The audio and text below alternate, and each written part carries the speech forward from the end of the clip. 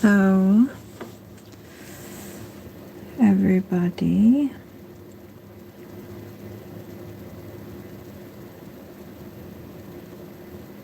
I am going to show off. Whoops, they're hanging out on the side there. Let me get that out of frame. I'm going to show off my completed abstract coloring pages. Mostly mandalas and patterns and whatnot.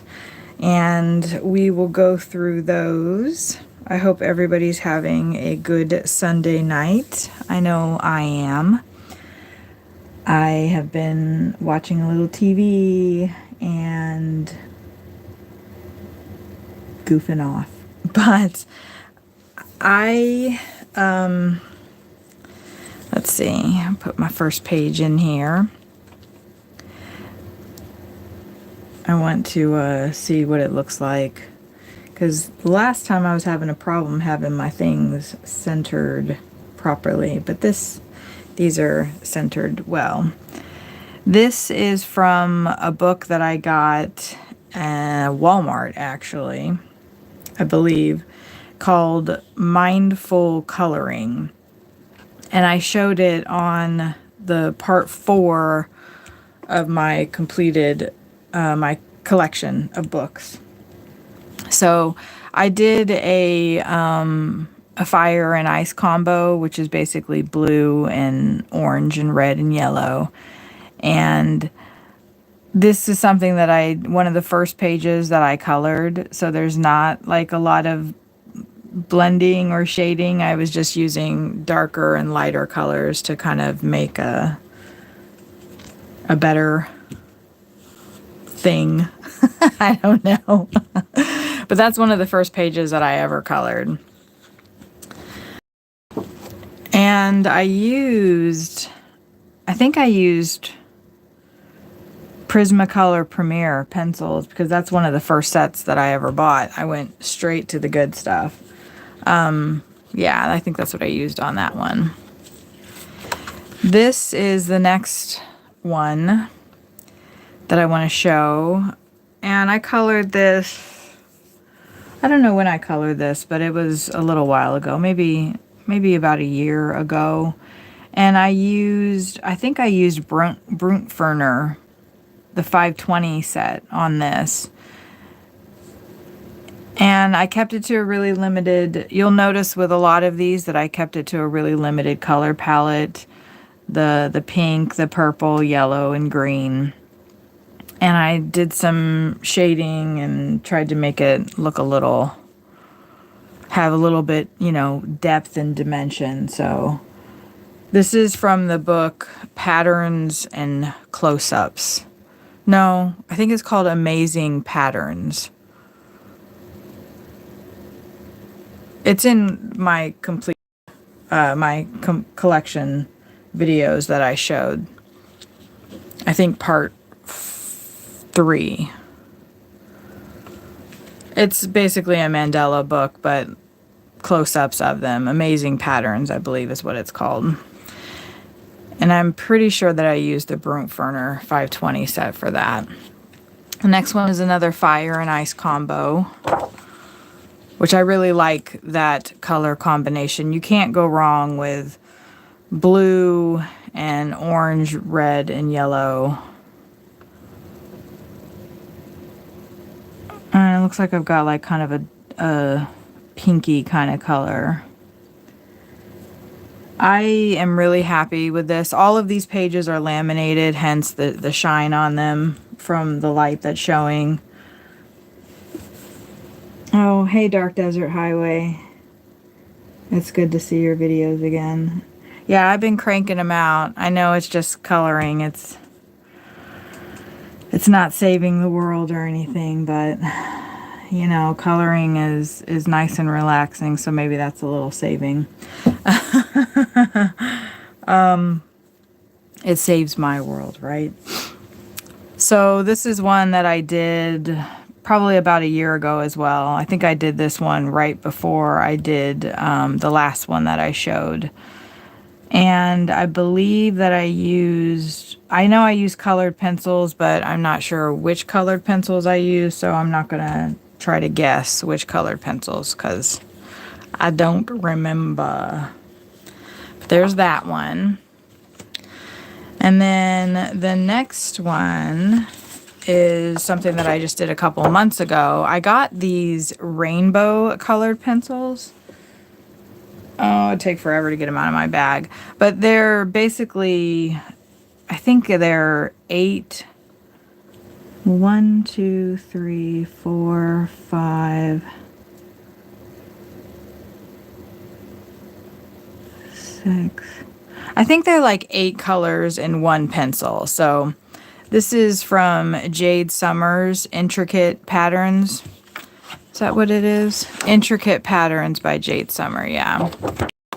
So I kind of wanted it to look like a Native American rug, like the textile kind of arts that they do. So that was the vibe that I was going for with this one. I think it turned out pretty well. And this is all using just one pencil. So it had multiple colors in it, 8, I believe. And that was a lot of fun to color. I did another picture using that same pencil. It's in my Johanna Basford pages, which that's going to be the next video that I do, showing all of my completed Johanna Basford pages. So that's that one. I just did that one a couple months ago. And then next, we're going to move on to Stuart Royce, who he does really detailed, intricate mandalas. And I got 3 of his books now. I much prefer his close-ups of patterns. I seem to gravitate towards those, but this is one that I did. Again, using a limited color palette, just the blue, this kind of, I don't even know, that's like a purple pink color, and then purple, and then this peach light pink color. And then the black kind of, I blacked out the other stuff to try to kind of give it some dimensionality. I don't know if that's really a word or not. But yeah, so that's from Stuart Royce, Patterns and Close-Ups, I believe is what the book is called. He has several books on Amazon that you can get if you like that intricate stuff. The next one, I just colored this. This is one of the first videos that I did on this channel, was coloring this page. And it's kind of hard to see all of the colors in it, I'm noticing, but I did this all with gel pens, and I was going for like the Mayan calendar kind of vibe, so that was the color scheme that I chose. I had a blast coloring this. I love coloring intricate things like this. It's a challenge. A lot of people, when I posted this on Facebook, were like, how did you color that? That's like, my eyes just went cross-eyed just seeing it. But what I did, how I started it is, I think I did this ring first. I approach it in the rings. So, and I did the background first. I did the background on all of these first before I colored in the pieces on the inside. And that helped me be able to keep it organized. And also using a really limited color palette. I used yellow, orange, and green.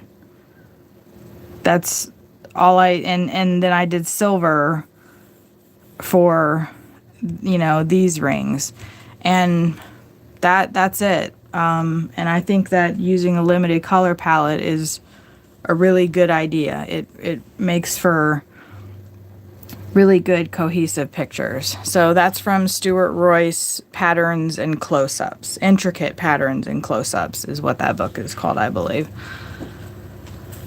And then another Stuart Royce picture that I did And I had a blast coloring this one as well. It's from that same book, The Intricate Patterns and Close-Ups. And I approach this the same way that I approached that other one. I did this with gel pens as well. On this one, I actually colored all of the background for this and this and this. First, I picked out my first color was this light pink color. And then I did the blue. And then after all of the background was done, I did all these. I loved coloring this page too. These little details were just so much fun. Somebody was asking me on my Facebook, what's the most complex picture I've ever colored? And I think that this one is it. And I really had a good time coloring it. It was a lot of fun. I love these little abstract shapes and stuff in here. It was a lot of fun. Moving on, we're gonna go to Rob Neal. He has one book on Amazon. I think this page goes like that. Let me see once it comes up on the screen. It could make sense either, whichever way. This way, that way, this way kind of makes sense too. I colored this about 2 years ago actually, and I'm really proud of this. This is one of my favorite pictures that I've ever colored. I focused on blue and orange and some reds. I used, thank you, Lettuce. I love this one too. I used colored pencils, and I also used for the green, that's a gel pen, and then the red on these circles I used a gel pen as well, but the rest of it is all colored pencils. It took me a really long time to color too, because I really I tried to pull out all the stops on this one. I wanted it to have movement. I wanted it to do shading, and I like how I did the shading in this and the shading on that, and I had so much fun coloring this. A lot of his work is a lot like this. His name is Rob Neal, and it's just called Rob Neal's Coloring Pages. It's a small book, but it's definitely worth it. A lot of cool stuff. After I did this one, I wanted to do this next picture. Pretty chaotic. I did not have a limited color palette for this picture. I went a little crazy because it's a crazy picture.